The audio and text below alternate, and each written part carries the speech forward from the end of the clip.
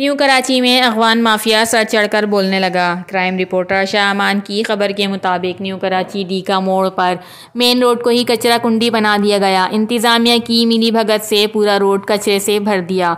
कचरा फैलते ही काफ़ी तादाद में डीका मोड़ की आवाम बीमारी की जकड़ में आ गई। मेन रोड तो रोड, पार्क की जगह को भी ना छोड़ा, हर तरफ कचरे के अंबार हैं।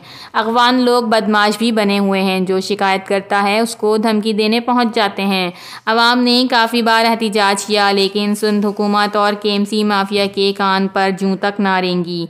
अवाम के मुतालबे पर क्राइम करप्शन न्यूज़ के रिपोर्टर शाह अमान ने अवाम का मसला आला हुक्काम तक पहुँचाने की जिम्मेदारी अपने सर ली।